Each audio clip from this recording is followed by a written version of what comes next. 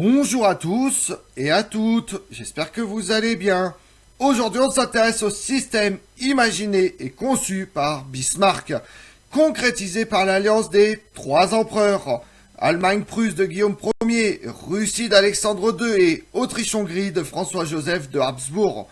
Telle était aux yeux du chancelier Otto von Bismarck la formule magique qui allait assurer toute l'organisation de l'Europe continentale et équilibrer de la sorte les relations de la vieille Europe, des anciens régimes en voie de modernisation industrielle accélérée, avec un monde anglo-saxon maître des mers et fondé, lui, sur le rapprochement constant des deux rives de l'Atlantique. Vous voulez en savoir plus sur le rapprochement des trois empereurs? Venez avec moi.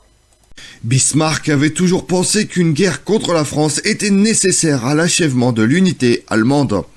Comme il est écrit dans ses souvenirs, j'étais convaincu que l'abîme creusé au cours de l'histoire entre le nord et le sud de la patrie ne pouvait pas être plus heureusement comblé que par une guerre nationale contre le peuple voisin qui était notre séculaire agresseur. Seule une menace française pouvait en effet pousser les États du sud de l'Allemagne demeurés indépendants à entrer dans la Confédération allemande. Aussi, avant même la capitulation de Paris, le chancelier prussien, qui avait obtenu le concours des États du Sud dans la guerre franco-allemande, parvenait-il à les faire adhérer à l'Empire allemand? Le 18 janvier 1871, dans la galerie des glaces du château de Versailles, les princes allemands offrent au roi de Prusse, Guillaume Ier, la couronne impériale. L'unité de l'Allemagne était faite en même temps qu'était fondée sa prépondérance sur le continent. Pendant un demi-siècle, le nouvel empire va en effet dominer l'Europe. Cette domination est d'abord d'ordre démographique, si l'on accepte la Russie dont la population très arriérée et en même temps très dispersée. L'Allemagne est l'État le plus peuplé d'Europe avec 41 millions d'habitants en 1871 et près de 50 millions en 1890. Cet essor démographique est un puissant facteur de développement économique. La grande industrie moderne, qui s'était déjà développée en Prusse depuis 1850, connaît au lendemain du conflit, dans le cadre unifié de l'Empire allemand, une remarquable poussée. Dans la seconde moitié du 19e siècle, on distingue deux périodes. De 1856 à 1886, la Russie adhère en Europe à une nouvelle coalition conservatrice dont elle n'est plus le partenaire dominant. Elle laisse s'accomplir l'unité allemande sous la férule prussienne. Dès lors, c'est le système diplomatique élaboré par Bismarck qui détermine les rapports de force. Au sein de l'alliance des trois empereurs, Alexandre II occupe une place d'honneur aux côtés de François-Joseph de Habsbourg, mais c'est Guillaume Ier qui est au sommet. Cette distribution des rôles froisse parfois les égos, revigorant le parti anti-allemand à Saint-Pétersbourg. Mais c'est surtout qui va à l'encontre des intérêts russes dans les Balkans où il s'oppose à ceux des Autrichiens. Ces contradictions éclatent au grand jour en 1878 à la suite d'une nouvelle victoire russe sur les Ottomans. Le traité de San Stefano est réécrit à Berlin. Cependant, la Russie consolide encore ses positions au Caucase et trouve de nouveaux terrains d'expansion en Asie centrale et en Extrême-Orient. Dans les années 1887-1890, après l'avènement d'Alexandre III et du Kaiser Guillaume II, et surtout le départ de Bismarck, la Russie quitte l'Alliance. Par inertie, s'amorce un rapprochement avec la France, pourtant fort peu naturel entre une autocratie et une république. Il se transforme en 1894 en une alliance franco-russe qui définit déjà les camps des futurs adversaires de 1914.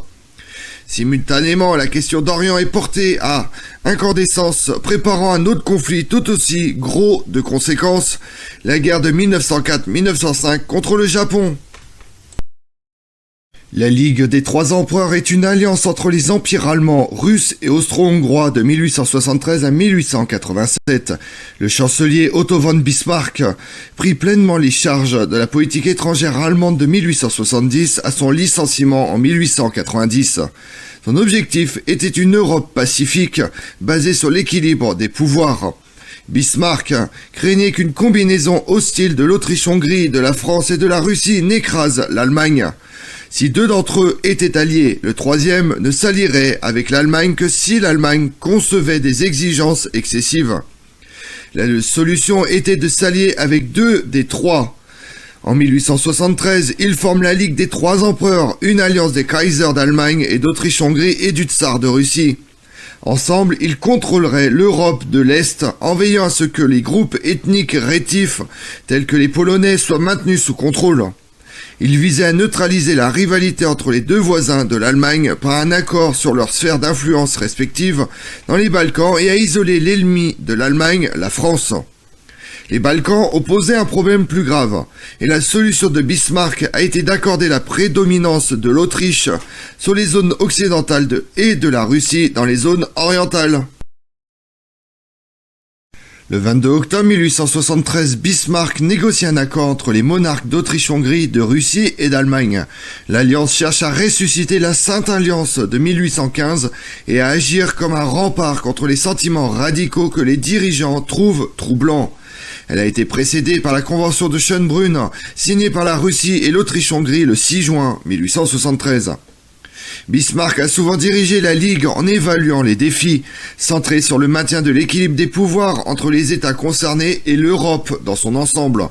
La pierre angulaire de sa philosophie politique consiste à préserver le statu quo et à éviter la guerre. Malgré la victoire allemande dans la guerre franco-prussienne de 1870-1871, la guerre est restée présente dans la mémoire du nouvel État et a rendu l'Allemagne réticente à antagoniser la France, mais hâte de limiter son pouvoir.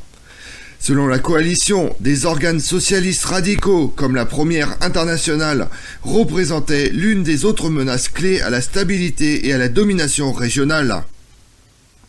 La Ligue s'oppose activement à l'expansion de son influence.